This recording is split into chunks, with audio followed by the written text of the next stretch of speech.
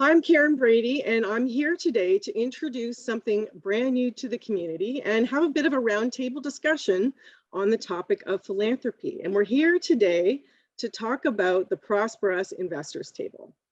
And with me for this discussion are Liz O'Neill-Murig from the O'Neill Foundation and co-chair of the Investors Table, Tim Catherwood, who is a United Way board member and co-chair of the Investors Table, Jessica Sartori from John McGivney Children's Center and co-chair of the ProsperUs Leadership Council, Jim Inglis, Regional Vice President of BMO Bank of Montreal and co-chair of the ProsperUs Leadership Council, and lastly, Lorraine Goddard, CEO of United Way and backbone organization for ProsperUs.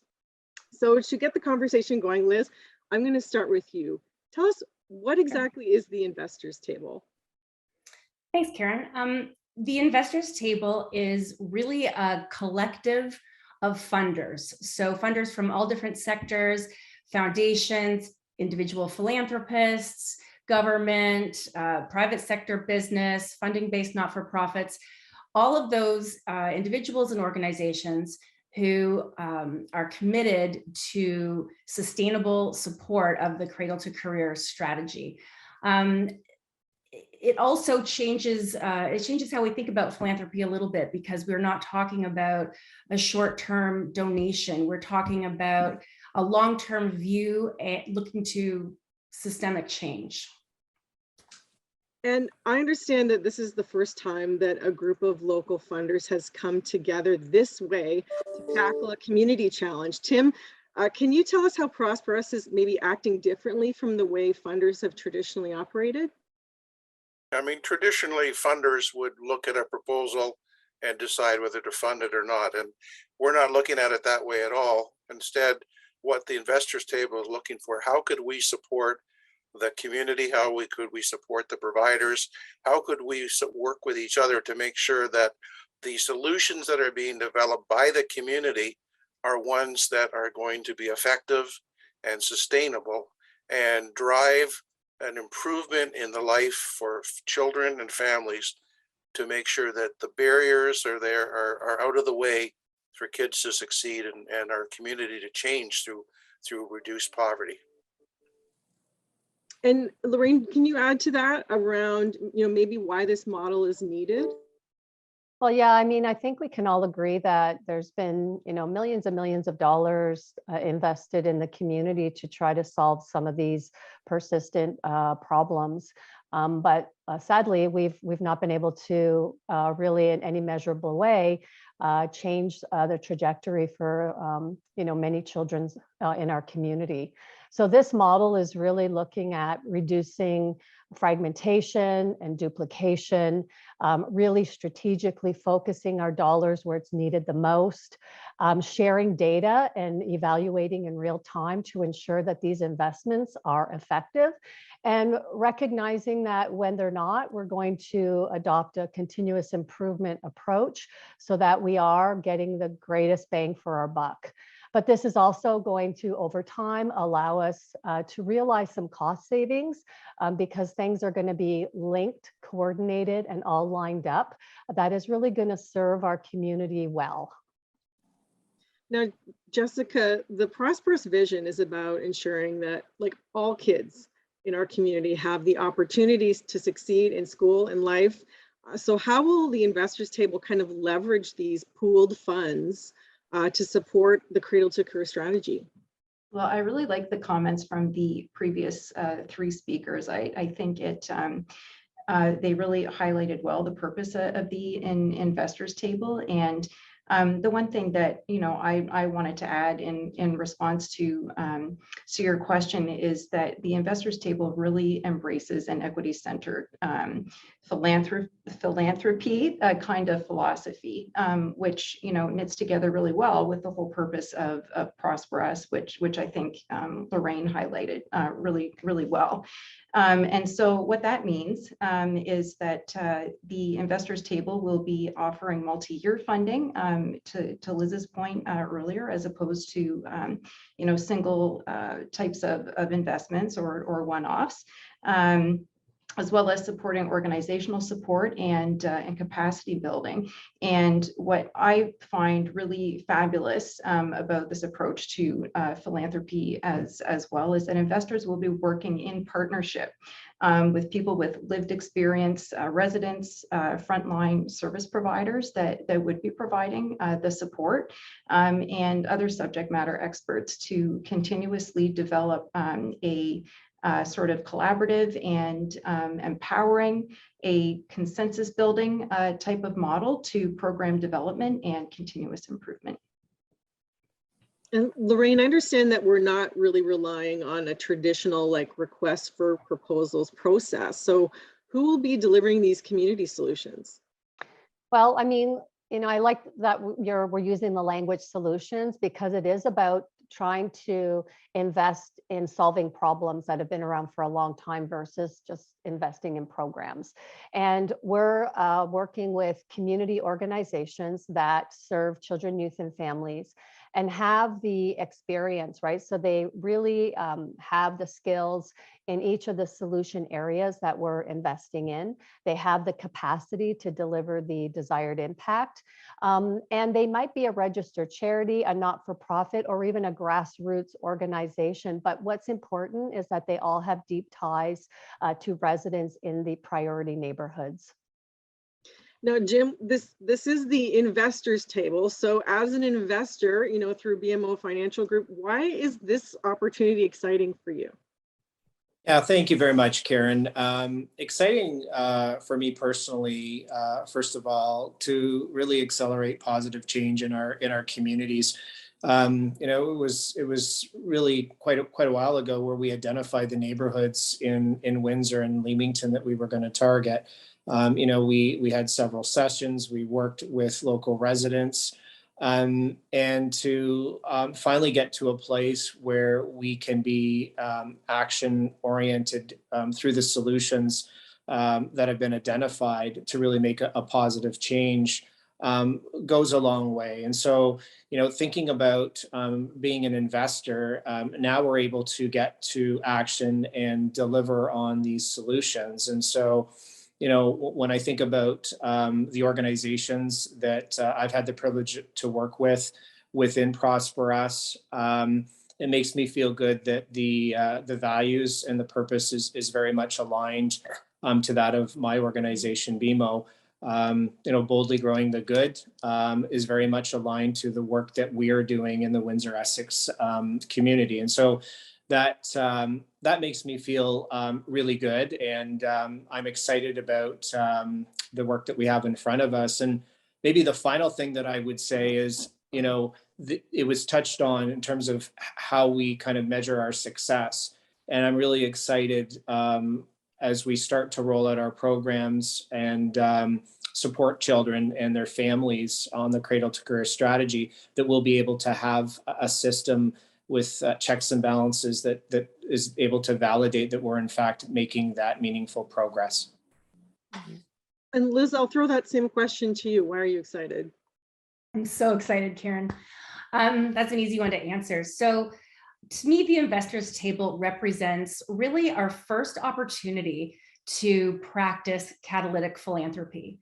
And to think about catalytic philanthropy, we have to sort of also think about traditional philanthropy, where we have organizations who are vying for a limited pool of resources. Sometimes there are there's repetitive or competitive work that's being done, competing for resources, and donations or grants are given, and they tend to have project scope timelines. This model totally turns that upside down. This model is all about coming together collectively with every stakeholder within the ecosystem that we're hoping to change, so that we can have sustained funding over the long term, and that we're able to push on all of the levers that need pushing on to change that whole ecosystem. So just as the Cradle to Career strategy around ProsperUs was, in my opinion, groundbreaking and a very bold move when it was first initiated, I believe this is now the equivalent move on the part of investors to come together, work collaboratively, and really see if we can move that needle. Tim? Well, for the last 2 or 3 years, and we lose track of time in this pandemic era, but the last 2 or 3 years, there's been a lot of work done in these communities that Jim mentioned, 2 in Windsor and 1 in Leamington, to really listen to people living in the community. What are the barriers that they face? What are the problems they face?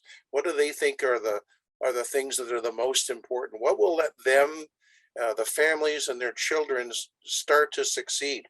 We have listened to this and then involved providers, and now we are starting to see solutions come up for funding and for support. And it's just so incredibly exciting to see that we are really doing things in a different way, in a way that's being driven by the community, the people who really know what they need. And I really believe that this approach will lead to more effective solutions, but more importantly, long-term sustainable ones.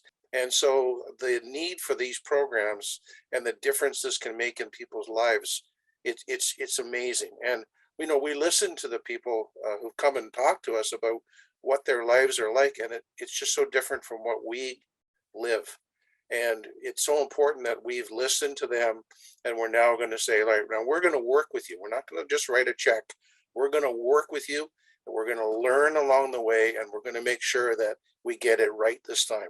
And in 5 years or 10 years, this community can be markedly different and markedly better. Jessica? Well said, Tim.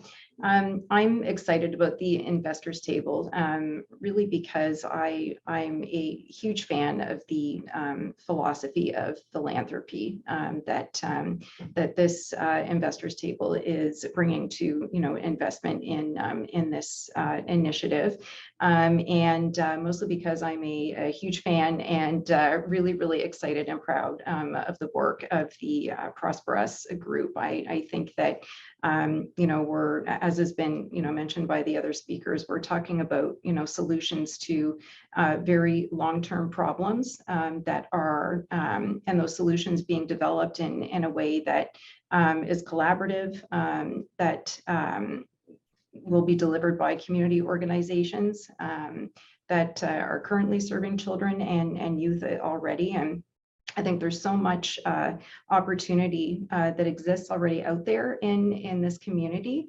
that with the support of the investors table and the approach that the investors table is taking, there is much more opportunity to come and ability to leverage the opportunity that is just sort of sitting there waiting to happen. So I think the investors table will and investments in ProsperUs will really be the catalyst in being able to harness the opportunity that we know is out there.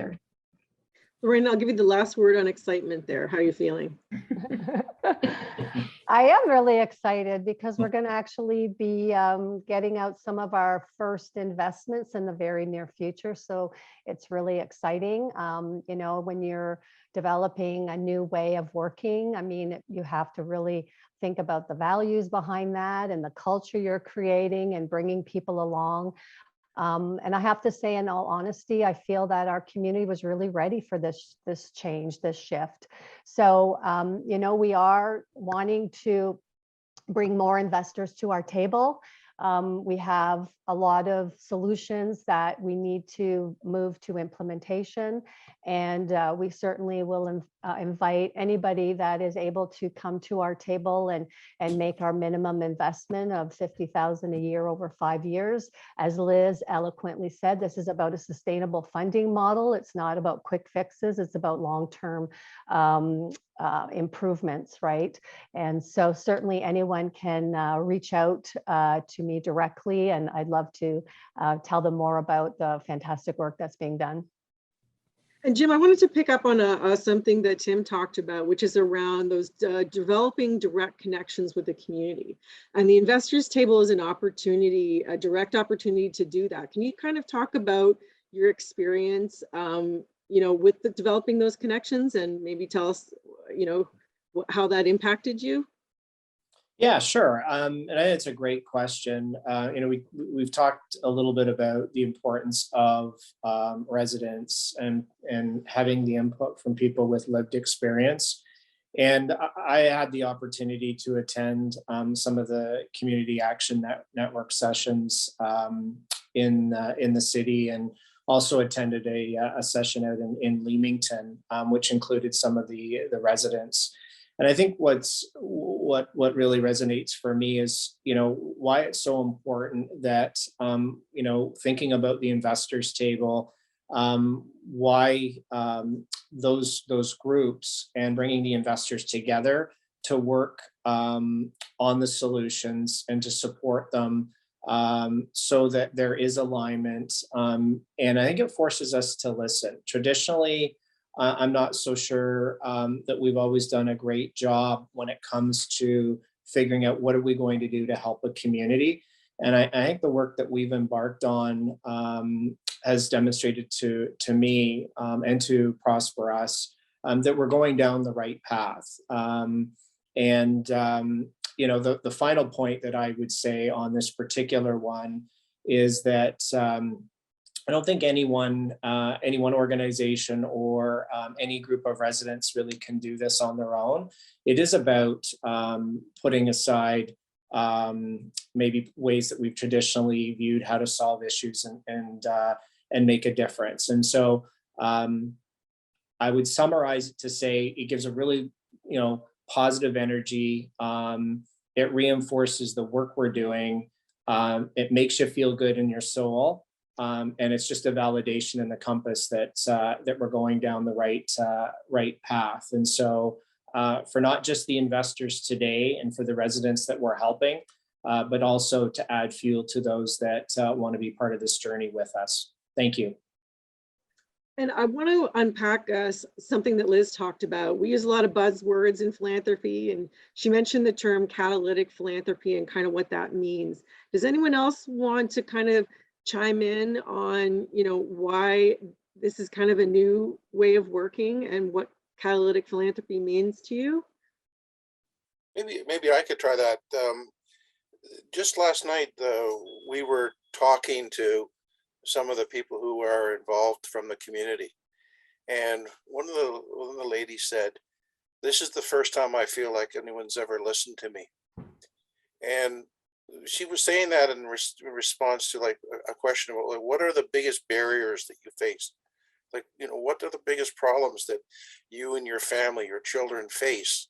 And she said, everybody's well-meaning. There's lots of stuff out there in terms of programs, activities, but we don't know about it, or they're not accessible, or you can't get childcare, or they're not the right hours, or they're not in the right location. Like, no, she said, nobody's listened to us before. And so this exercise isn't just about listening, but it's about trying to put into place the solutions that those people have identified and have helped us develop. And this is really a significant transfer of power from grant makers to people who are solution facilitators. And this is, I think, what's been required, because as Lorraine mentioned earlier, we've put a lot of money into programs over the years, but why haven't things gotten better? Why have things got worse? Why is there such disequity in the community? Well, the answer is because we haven't really asked the people who know the answer the question, what do you need? And so this to me is the most exciting part and the most promising part.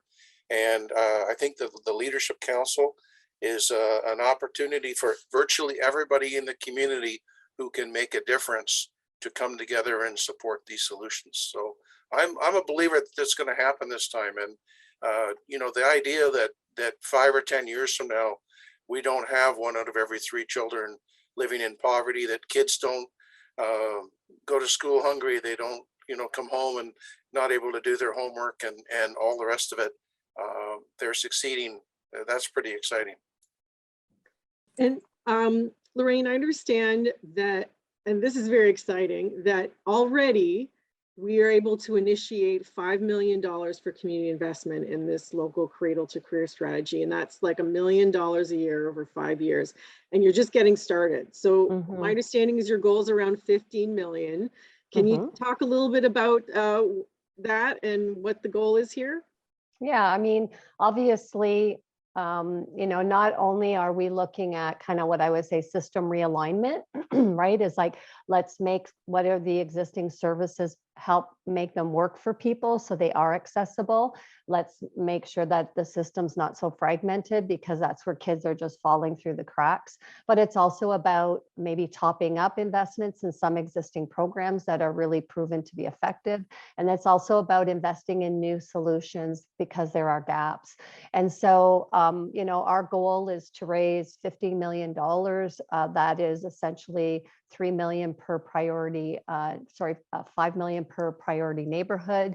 And certainly the investors table is the vehicle through which we're, you know, trying to invite other philanthropists, corporate partners, government to help us achieve that goal, so that ultimately, you know, our community is better off, kids are successful, and we all benefit from a healthier community.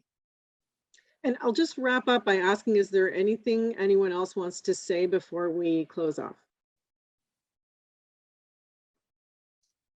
I'd like to just thank all of our partners that have stepped up to the table in so many different ways. You know, we often talk about, you know, collaborations, you know, over the years. However, I can honestly, in my specific role at United Way, say that our partners have really stepped up in a lot of different ways, not just with their time, their talent, their financial resources, their staff resources. This has really been, you know, a true collaborative effort. And, you know, I think this is one of the big changes and why we're, you know, really going to continue to see the success as we move to implementation.